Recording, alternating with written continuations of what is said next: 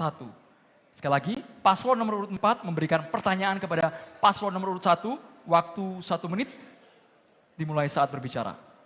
Baik, tadi disampaikan bahwa saya menyetujui desa jumlahnya ditambah.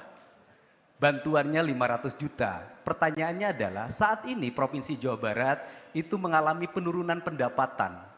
Jumlah anggarannya kurang lebih dari 36 triliun, hari ini hanya sekitar 30 triliun. Apakah dengan jumlah desa ditambah dan kemudian bantuannya 500 juta memiliki kecukupan fiskal atau tidak kalau kegiatan itu dilaksanakan di APBD Provinsi Jawa Barat? Itu yang pertama. Yang kedua, di mana letak aspek keadilannya? Karena desa di Jawa Barat ada yang penduduknya 150.000, ada yang penduduknya 3.000.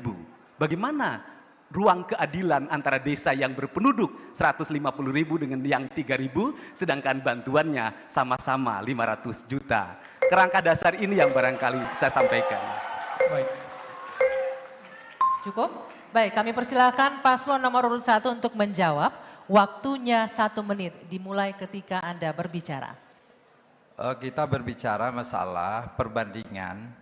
Ketika kita berbicara masalah perbandingan, tentu kita berbandingkan dengan Jawa Timur dan Jawa Tengah. Sebagai contoh, Jawa Timur itu memiliki jumlah kabupaten kota 38. Sementara jumlah penduduknya 41 juta lebih. Dan mereka mendapatkan dana desa, ini dari kementerian ya, bukan dari Jawa Barat. Ini adalah 8 triliun lebih. Sementara juga Jawa Tengah dengan 41 kabupaten kota dengan jumlah desa 7 juta lebih, 7.000 lebih. Dengan jumlah penduduknya 37 juta lebih, dengan jumlah dana desanya 7 triliun lebih. Kita bandingkan di Jawa Barat hari ini kita penduduknya jumlahnya adalah 50 juta lebih. Sementara kita memiliki kabupaten kota hanya 27. Waktu habis Bapak. Kami persilakan kepada Cagup nomor urut 4 untuk langsung menanggapi waktu 1 menit. Silakan paslon nomor urut 4.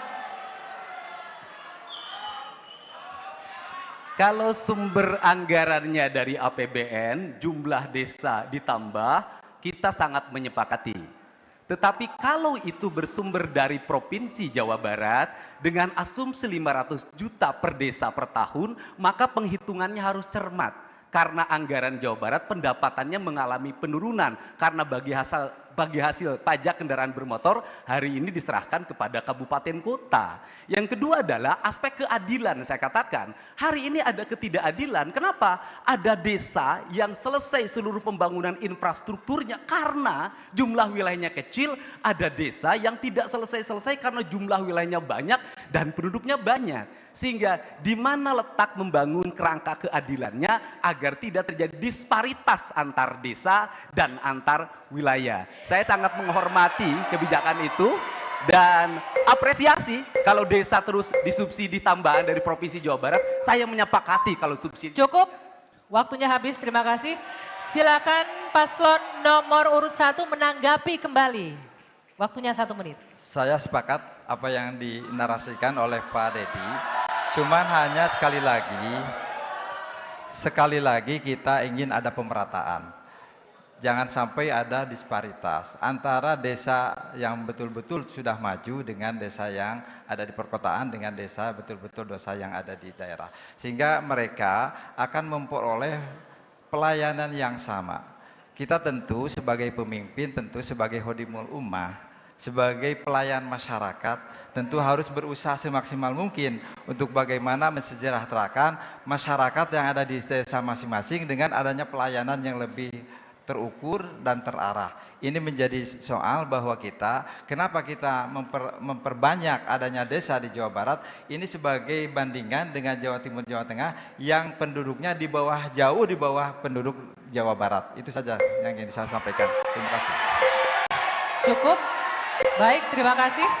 Selanjutnya kita akan dengarkan, ini sesi paslon 1 bertanya kepada paslon nomor urut 4, kepada paslon nomor urut 1 untuk bertanya langsung kepada paslon nomor urut 4 dengan waktu 1 menit. Silakan Bapak. Silakan paslon 1 bertanya ke paslon 4. Silakan. Waktu bertanyanya 1 menit. Mohon tenang Bapak Ibu semua, silakan Bapak. Kami persilakan Bapak paslon 1 bertanya ke paslon nomor urut 4. Ya. Pertanyaannya adalah, mengingat kemiskinan di wilayah perbatasan seperti Cianjur Selatan mencapai 17%, di atas rata-rata provinsi 10,25%, apa langkah strategis Anda untuk menurunkan angka kemiskinan di wilayah perbatasan? Masih ada waktu? Cukup? Sudah. Sudah cukup. Silakan paslon nomor urut 4 dijawab, waktunya 1 menit.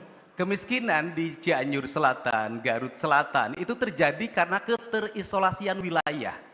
Karena terjadi keterisolasian wilayah, maka aspek akses transportasi yang menghubungkan mereka ke pusat kota, baik Bandung, Kabupaten Bandung, maupun Cianjur itu sendiri harus dibuka dengan membangun jalan yang menghubungkan wilayah-wilayah pesisir selatan dan wilayah-wilayah pedalaman selatan dengan mempertimbangkan aspek-aspek lingkungan. Yang kedua adalah mendorong tumbuhnya aspek pengelolaan birokrasi yang berbasis digital sampai ke pedesaan. Mereka memiliki akses informasi yang kuat dan bisa menceritakan berbagai kemajuan dan kemakmuran serta berbagai alam yang indah di wilayahnya. Yang ketiga adalah ditingkatkannya bantuan dari pemerintah provinsi di daerah-daerah yang terisolir dengan meningkatkan anggaran desanya agar infrastrukturnya semakin baik. Inilah Waktu habis Bapak. habis. Baik, terima kasih. Selanjutnya paslon nomor urut 1 untuk menanggapi, waktu 1 menit. Silakan paslon 1 untuk menanggapi. Ya, saya rasa dari jawaban paslon 4 ada yang terlewat. Saya lengkapi sesempurna mungkin. Adanya asuransi sosial, yaitu memberikan perlindungan bagi masyarakat miskin melalui program jaminan kesehatan dan pendidikan gratis. Yang berikutnya, fasilitasi UMKM lokal, meningkatkan keterampilan dan akses pasar produk lokal. Yang berikutnya, pembangunan kawasan ekonomi khusus, yaitu mengundang investor untuk membuka lapangan kerja di wilayah perbatasan. Sudah, terima kasih. Cukup? Waktunya masih ada? Baik, cukup ya. Tidak mau dimanfaatkan. Oke, baik. Silakan paslon nomor urut 4 untuk menanggapi balik, waktunya 1 menit. barangkali Teh Gita tidak memperhatikan penyampaian visi awal saya. Di visi awal kami menyampaikan harus ada upaya perlindungan terhadap kesehatan, kecelakaan kerja, jaminan hari tua bagi para petani dan nelayan. Itu termasuk masyarakat yang ada di wilayah Cianjur Selatan, Galuh Selatan. Karena mayoritas orang desa itu profesinya dua, petani dan nelayan. Kemudian yang berikutnya adalah persoalan teknis seperti UMKM, kemudian koperasi atau berbagai produksi lainnya akan terbuka dengan sendirinya manakala akses wilayah dibuka. Kalau aspek infrastrukturnya dibuka, aspek teknologi informasinya dibuka, maka daerah itu akan tumbuh dengan sendirinya. Karena secara umum masyarakat kita memiliki kemandirian dalam berusaha sejak lama, bukan hanya sebagai orang yang dibantu. Mereka tanpa bantuan pun bisa tumbuh asal pemerintah berikan. Baik, cukup habis waktunya. Kami persilakan beri tepuk tangan yang meriah untuk paslon nomor urut 1 dan nomor urut 4. Selanjutnya hadirin sekalian dan juga pemirsa, kita akan dengarkan ini sesi paslon 2. Kami ulangi, sesi paslon 2 bertanya ke paslon 3. Kami persilakan pasangan calon nomor urut 2 bertanya kepada pasangan calon nomor urut 3 dengan waktu 1 menit. Silakan. Pasangan nomor 3, saya berbicara sederhana. Apa sih konsep saudara dan pasangannya dalam rangka menangani kemiskinan nelayan? Nelayan. Terima kasih. Masih ada waktu Bapak, ingin ditambahkan? Cukup? Cukup. Baik, cukup. Silakan dijawab paslon nomor urut 3, waktunya 1 menit. Alhamdulillah, kemarin saya baru saja menemui nelayan-nelayan di Pantai Pangandaran, di mana saya menerima langsung masukan-masukan, keluhan-keluhan dari para nelayan. Oleh karena itu yang pertama, yang harus dilakukan oleh pemerintah pemerintah Provinsi Jawa Barat adalah pertama memfasilitasi sarana dan prasarana yang ada di pelabuhan ikan untuk para nelayan. Misalnya dengan memberikan kapasitas cold storage untuk para nelayan. Sehingga harga tangkapan yang mereka peroleh tidak kemudian dijual dengan harga yang murah, tetapi bisa kemudian dikendalikan oleh koperasi yang dibuat oleh para nelayan. Yang kedua tentu memberikan bantuan berupa jaring, bantuan berupa perahu, dan yang terpenting adalah memberi wilayah zonasi kepada nelayan yang memadai. Itulah keluhan yang mereka. Waktunya habis Bapak. Silakan paslon nomor 2 untuk menanggapi, waktu 1 menit. Menangani kemiskinan nelayan harus komprehensif. Dari hulu ke hilir, lautnya dijaga, sarannya dibangun, dan tentu pasarnya juga diperhatikan. Tetapi yang ingin saya sampaikan, nilai tukar nelayan ini kecil sekarang, 101 menjelang minus sekalian. Bapak sekalian yang saya hormati, zonasi yang 5 atau 10 miliar ke bawah itu sudah overvisi. Di apa-apain juga tentu akan seperti ini juga. Maka langkah yang kedua harus mendorong mereka untuk melaut ke tengah. Lebih jauh lagi.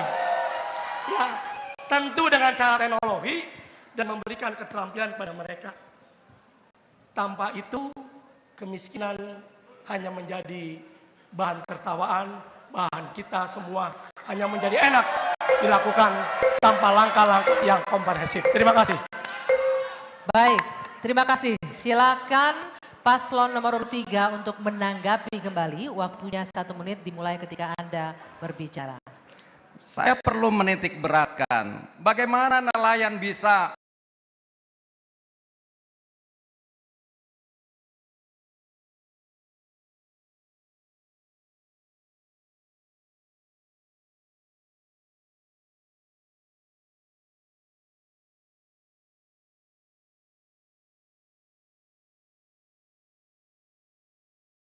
berlaut lebih jauh ketika provinsi hadir untuk terus memberikan bimbingan, pelatihan, dan juga pemberdayaan agar di kampung-kampung nelayan bisa dibentuk juga satu desa, satu industri. Baik. Saatnya paslon nomor urut 3 bertanya ke paslon nomor urut 2. Silakan pertanyaannya 1 menit, Bapak. Dimulai dari Anda berbicara. Paslon nomor urut 3 bertanya ke paslon nomor urut 2. Yang saya hormati Pak JJ dan Pak Ronald, kami mengapresiasi langkah Presiden Prabowo Subianto membentuk Kementerian Kependudukan dan Pembangunan Keluarga. Tentu ini menjadi komitmen yang sangat luar biasa terhadap penguatan institusi keluarga sebagai pondasi utama pembangunan bangsa. Sebagai pasangan calon gubernur dan wakil gubernur yang memiliki tanggung jawab untuk menerjemahkan kebijakan nasional ini, bagaimana Anda meyakinkan masyarakat Jawa Barat akan pentingnya institusi keluarga ini? Apa langkah konkret yang akan Anda ambil untuk mendukung kebijakan ini secara opsional di Jawa Barat? Masih ada waktu Bapak ingin ditambahkan? Cukup? Cukup, saya kira itu. Baik, selanjutnya paslon nomor urut 2 untuk menjawab dengan waktu 1 menit. Silakan. Harus mulai betul. Kebahagiaan itu, pembangunan itu harus mulai dari keluarga. Keluarga yang harmonis, keluarga yang baik, kesehatan keluarga dan sebagainya tentu menjadi perhatian penting. Tentu yang harus kita lakukan adalah mengidentifikasi, melihat secara cermat bagaimana kehidupan keluarga yang ada di daerah kabupaten kota masing-masing. Untuk kita diskusikan, untuk kita tangani langkah-langkah yang berkaitan dengan berbagai persoalan-persoalan yang ada. Kemiskinan, pendidikan, kesehatan, pendapatan, dan daya beli menjadi perhatian penting. Dan tentu itulah yang akan kita lakukan sehingga keluarga yang sejahtera, sehingga keluarga yang baik adalah akan menghasilkan sesuatu komunitas yang baik dan seterusnya pada tingkat nasional. Terima kasih. Cukup ya, baik. Selanjutnya kami persilakan paslon nomor urut 3 untuk menanggapi. Waktunya 1 menit. Menurut pandangan kami bahwa kekokohan keluarga di sinilah yang harus memang menjadi perhatian kita semuanya. Oleh karena itu, perlu ada perhatian dari pemerintah provinsi melalui 3 hal. Yang pertama adalah perhatikan pendidikan di tengah keluarga. Jangan sampai ada anak-anak di tengah keluarga yang tidak bersekolah. Semua harus bisa sekolah. Yang kedua, tentu harus disadari dari sisi kesehatan. Oleh karena itu, jangan sampai ada anak-anak keluarga yang ada juga tidak bisa berobat. Disinilah pemerintah provinsi harus hadir. Dan yang ketiga, tentu harus bisa diyakinkan bahwa apa yang ada di keluarga-keluarga Jawa Barat harus berdaya secara ekonomi. Disitulah harus dibina, dibangun. Dan itu akan bisa dilakukan melalui 1 desa, 1 industri. Baik, silakan paslon nomor urut 2 untuk langsung menanggapi balik. Waktu 1 menit, paslon nomor urut 2 menanggapi balik. Harta yang paling berharga adalah keluarga. Kalau ngomong itu, maka tentu akan paripurna menangani keluarga. Apa yang disampaikan oleh Bapak, tentu mempertebal apa yang saya sampaikan. Keluarga dan segala-galanya, dan pemerintah hadir ketika ada persoalan di keluarga. Jadi sepakat saya, keluarga adalah sesuatu yang sangat berharga dan fundament bagi kehidupan kita semua. Apa yang saya sampaikan tadi, dari hulu ke hilir, dari seluruh persoalan yang mengenai keluarga harus mendapat perhatian penting dari pemerintah, kabupaten, kota, dan provinsi Jawa Barat. Terima kasih. Baik, masih ada waktunya? Cukup ya? Oke. Mohon tenang hadirin sekalian, kita masih sesi tanya jawab. Berikutnya adalah sesi paslon 4 bertanya kepada paslon nomor 2. Kami persilakan kepada paslon nomor 4 bertanya kepada paslon nomor 2. Waktu 1 menit Bapak, silakan. Paslon 4 bertanya kepada paslon nomor 2. Pembangunan di Jawa Barat bagian utara dan bagian tengah relatif lebih maju dan lebih baik. Sementara pembangunan di wilayah selatan terkesan sangat lamban. Bagaimana strategi Bapak untuk menghilangkan disparitas wilayah tersebut? Silakan. Ingin ditambahkan? Ada waktu? Cukup. Cukup, silakan langsung dijawab. Paslon nomor urut 2, waktu Anda 1 menit. IPM yang rendah di Jawa Barat sebagai pesisir selatan adalah karena berbagai persoalan yang menyangkut beban. Garut karena ada Garut Selatan, Sukabumi karena ada Bumi Selatan, Cianjur karena ada Cianjur Selatan. Langkah apapun yang diambil tanpa mendekatkan aspek-aspek pemerintahan pelajar tidak akan berhasil dengan baik. Pasangan Ronald JJ akan mendorong menjadi kabupaten baru, DO Beban baru di pesisir selatan. Kenapa? Potensinya sama. Punya laut, punya bahari, punya lain dan sebagainya. Dan itu kami punya pengalaman. Persis sama dengan di Pangandaran.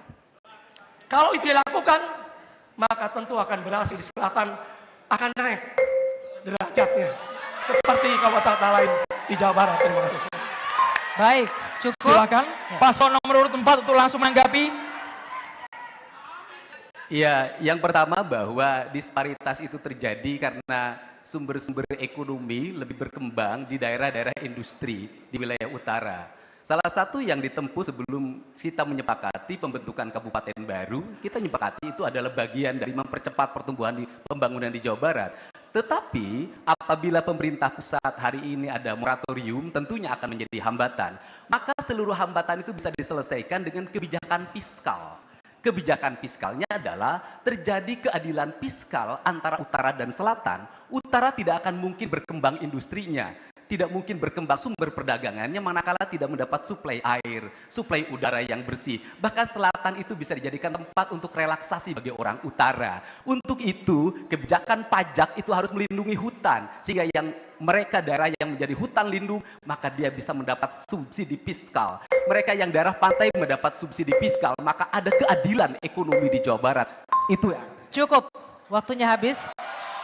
Kami persilakan paslon nomor urut 2 untuk menanggapi kembali. Paslon nomor urut 2 menanggapi kembali. Mohon tenang. Bapak Ibu mohon tenang, mendukung, mohon tenang. Silakan Bapak, 1 menit waktunya. Ngomong satu saja, pergerakan ekonomi akan berjalan kalau ada investasi. Investasi akan ada apabila infrastruktur dan lain sebagainya bisa berjalan dengan baik, Bapak sekalian. Tanpa itu saya kira omong kosong. Kemampuan daerah induk yang masing-masing ada di pesisir selatan juga kemampuannya terbatas. Ketika Ciamis, ketika Pangandaran, Bulu Mekar, maka kesulitan finansial untuk membangun itu. Tapi dengan dimekarkan, apa yang disampaikan dengan pendekatan fiskal kepada kota kabupaten, maka tentu akan berjalan dengan baik. Apa yang dikatakan oleh paslon 4 itu hanya gincu. Lipen. Mengunyah permen tapi tidak mengenyangkan. Langkah-langkah itu tidak akan selesai. Substansinya mendorong pemekaran di pesisir. Waktu habis Cukup. Bapak. Baik, waktunya habis. Selanjutnya, pada sesi ini kita akan balik. Bapak Ibu mohon tenang. Kita berikan kesempatan untuk paslon mendengarkan pertanyaan dengan baik dan respon dengan baik ya. Selanjutnya paslon nomor urut 2 bertanya ke paslon nomor urut 4. Silakan, waktunya 1 menit dimulai ketika Anda berbicara. Pak Deddy, sahabat saya, para kawan saya, setiap tahun ini, hampir 4 tahun ini, kita kehilangan sawah produktif kurang lebih 37 hektar. Apa langkah saudara dan langkah-langkah apa yang akan dilakukan oleh saudara? Masih ada waktu? Ingin tambahkan cukup? Kami persilakan paslon, kita set dulu waktunya. Kami persilakan kepada paslon nomor 4 untuk menjawab, waktu 1 menit. Di awal kami tadi sudah menjelaskan, salah satu kerangka dasar membangun Jawa Barat istimewa adalah dengan menetapkan tata ruang yang berbasis kultur. Tata ruang yang berbasis kultur adalah menetapkan zona-zona wilayah agar di mana sawah, di mana lembah, di mana sungai, di mana gunung, dan di mana daerah aliran pesisir laut. Kerangka itu akan diperkuat dalam kerangka RDTR di setiap wilayah. Sehingga kalau sudah payung hukumnya diperkuat, tidak mungkin ada perizinan lahir, apalagi dengan sekarang perizinan yang mulai tersentar dengan sistem digital, kalau sudah dibatasi oleh tata ruangnya. Hari ini yang terjadi adalah banyak tata ruang kita yang tidak sesuai dengan kulturnya. Daerah kemiringan menjadi daerah perumahan, daerah sawah menjadi daerah industri, kemudian daerah lembah juga menjadi daerah perdagangan. Ini kunci utama dari mengunci sawah itu. Terima kasih. Baik, selanjutnya silakan paslon nomor urut 2 untuk menanggapi. Waktu Anda 1 menit, silakan. Mohon tenang Bapak Ibu, mohon tenang. Kita masih panjang sesi tanya jawabnya, mohon tenang. Kita buat kondusif malam hari ini. Tata ruang dibangun, sudah dikoordinasikan dan dikomunikasikan secara paralel. Kabupaten, kota, provinsi, ke nasional. Dan itu tidak gampang. Pasti aspek-aspek lingkungan menjadi perhatian penting. Ketika pemerintah pusat akan menetapkan itu, juga akan berkoordinasi dengan kementerian lembaga yang berkaitan dengan persoalan-persoalan pertanian dan lain sebagainya. Saya kira, menurut saya, sudah lumayan memadai lah tata ruang yang kita punya. Tetapi kenapa penyusutan itu terjadi? Karena sesungguhnya menjadi petani itu adalah tidak menguntungkan. Itu persoalannya. Kalau punya lahan 0,2 hektar, pasti nilai tukar pertaniannya di bawah 100 dan itu rugi. Ya, jadi menurut saya pengawasan tata ruang yang ada menjadi bagian yang penting. Yang kedua, waktunya habis Bapak, waktunya habis, cukup Bapak. Waktunya habis Bapak. Silakan paslon nomor 4 untuk langsung menanggapi balik, waktu 1 menit. Ya, tidak mungkin sebuah perizinan turun untuk menggusur sawah kalau tata ruangnya tidak mengizinkan. Maka kunci utama kita adalah mengunci dulu aspek yang menjadi aspek yuridisnya. Persoalan perubahan kultur orang tidak mau bertani itu bukan aspek yuridis, itu aspek sosiologis dan aspek ekonomis. Aspek sosiologis dan ekonomis bisa diselesaikan dengan peningkatan SMK Jawa Barat istimewa, yaitu mereka dididik untuk mahir dalam bertani, punya kemampuan produktif pesan tani, menguasai teknologi, kemudian tersambung dengan akses pasarnya. Kalau bicara teknis, kita kan tadi bicara kebijakan, bukan bicara teknis. Sehingga tata ruang yang sekarang yang ada di Jawa Barat belum sempurna karena masih banyak ruang-ruang yang diperuntukkan untuk kepentingan ekologi, itu masih digunakan untuk kepentingan ekonomi. Maka kita membangun harus alasnya dulu yang dipetakan, baru membangun teknis. Inilah barangkali pandangan dari saya. Cukup ya, baik. Kita beri tepuk tangan yang meriah untuk paslon nomor urut 2 dan paslon nomor urut 4. Silakan. Kami persilakan untuk memberikan yel-yel bagi pasangan calon masing-masing terlebih dahulu sebelum kita lanjutkan saling tanya.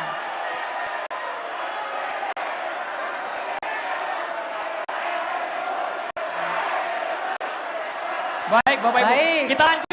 Kita lanjut sesi tanya Cukup jawab. ya. Baik, cukup. Cukup ya, kita lanjut Boleh. ya. Kembali ke tempatnya masing-masing, Boleh Bapak Ibu. Bapak Ibu kita lanjutkan kembali. Kita lanjut Oke. sesi tanya jawab, masih ada Bapak Ibu, boleh? Mohon kerjasamanya, kita buat malam hari ini Masing-masing kondusif. pendukung kami mohon. Boleh kembali ke tempatnya Bapak Ibu? Baik, Seluruh baik. pasangan calon bisa kembali ke podium. Seluruh paslon pasangan calon tetap bisa berada di kembali ke podium podium. terlebih dahulu. Seluruh Baik, pasangan bisa calon kita bisa kembali mulai, kita ke lanjutkan podium. ya, sesi tanya jawab kita lanjutkan. Bapak Ibu Bapak-bapak. semua, kami mohon pengertiannya, mohon tertib. Tadi sudah diberikan kesempatan untuk memberikan dukungan berupa yel-yel. Sekarang kita akan lanjutkan sesi saling tanya. Kali ini paslon nomor urut 1 bertanya ke paslon nomor urut 3. Kami mohon masing-masing paslon untuk berdiri kembali. Paslon nomor urut 1 bertanya ke paslon nomor urut 3. Silakan, waktunya 1 menit. Pada debat kandidat kemarin, ada salah satu paslon yang mengatakan pelaku intoleran di Jawa Barat ada 2 komunitas. Yang pertama kaum urban, yang kedua kaum migran. Tuduhan kepada kaum urban sangat tidak berdasar dan sangat berbahaya. Tuduhan ini justru melukai rasa nasionalisme dalam berbangsa dan beragama. Bagaimana tanggapannya dan bagaimana strategi paslon 3 untuk menekan urbanisasi? Masih ada waktu ingin ditambahkan, cukup? Sudah cukup. Kami persilakan paslon nomor urut 3 untuk langsung menjawab, waktu 1 menit.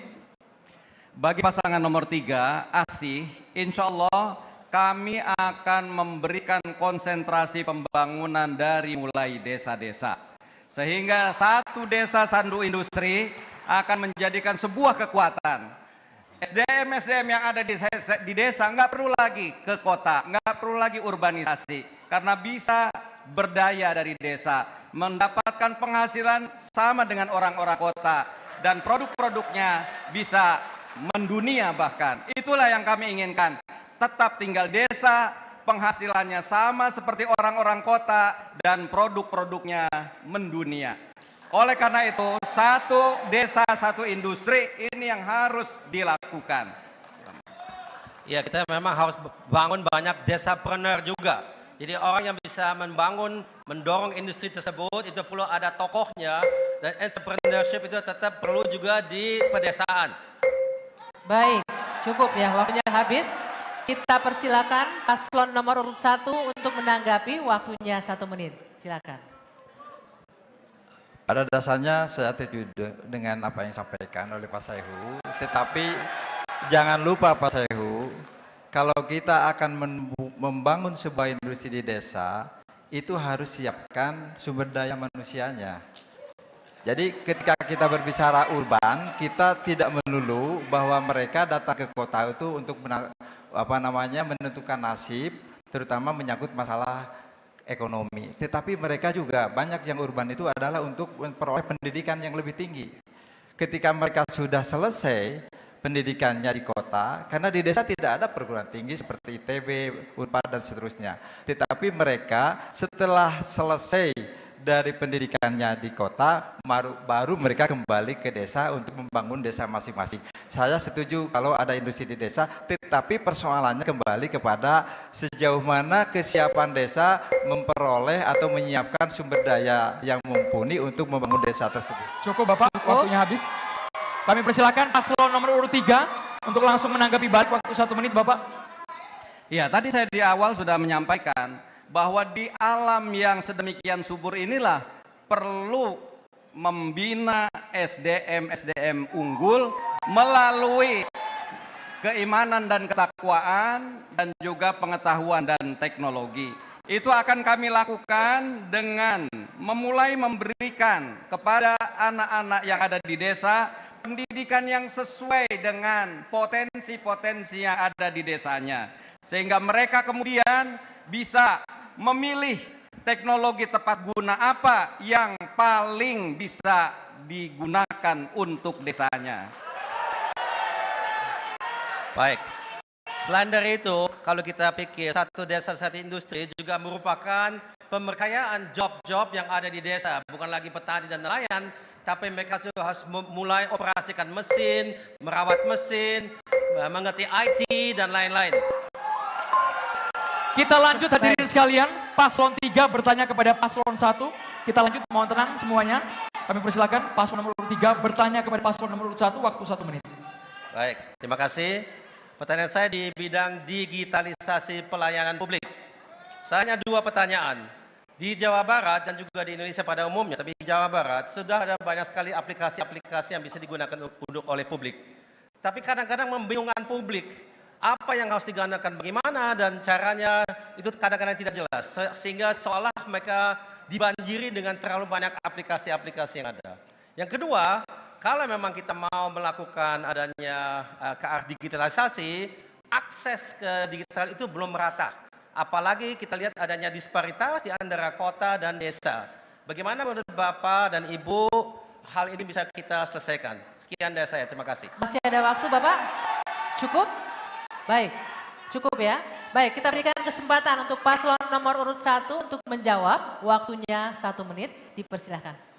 Ya, tentunya dengan peningkatan literasi digital masyarakat, yaitu dengan adanya pelatihan untuk masyarakat desa sehingga mereka menjadi masyarakat yang paham akan dunia digital. Jadi ini harus ditekankan bahwa latihan itu penting, pendidikan itu penting. Yang kedua adalah integrasi sistem digital pelayanan publik, membangun sistem terpadu untuk semua layanan publik agar masyarakat dapat mengakses layanan secara online tanpa harus datang langsung. Jadi pada intinya adalah selama ini di desa itu masih kurang paham akan digital. Jadi pemerintah harus hadir dengan sungguh-sungguh untuk memberikan pelatihan, dengan memberikan pendidikan untuk masyarakat di desa. Masih ada waktu? Cukup? Ya. Kami persilakan paslon nomor 3 untuk langsung menanggapi. Waktu Bapak 1 menit, silakan. Terima kasih. Saya kira inti dari masalahnya bukan kita tidak perhatikan, tapi sebetulnya kita harus punya kepemimpinan digital yang sesungguh-sungguhnya. Itu tidak bisa dari bawah ke atas, tapi harus dari atas ke bawah. Saya ini Ketua Dewan TK itu Teknologi Informasi Komunikasi Nasional semenjak tahun 2010. 2014, 3 presiden, Pak SBY, Pak Jokowi, sekarang Pak Prabowo. Dan saya selalu melihat masalah di Indonesia dengan digital ini adalah masalah digital leadership atau dalam bahasa Indonesia kepemimpinan digital. Karena kita harus putuskan dari atas ke bawah apa yang kita melakukan. Nah, soal bagaimana kita memeratakan itu tadi sebelum dijawab sebetulnya. Tapi kita punya program yang insya Allah bisa menjawab itu. Kita mau menaruh banyak sekali akses internet gratis di banyak tempat umum. Dan terutama memang di tempat ibadah kita itu ada di mana-mana di Jawa Barat. Cukup, waktunya cukup habis ya.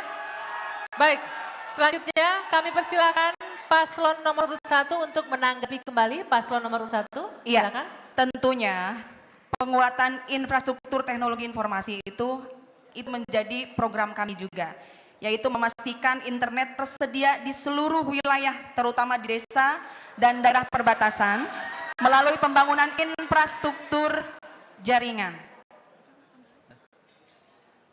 Cukup? Masih ada waktu? Cukup. Cukup. Baik, kita berikan tepuk tangan yang meriah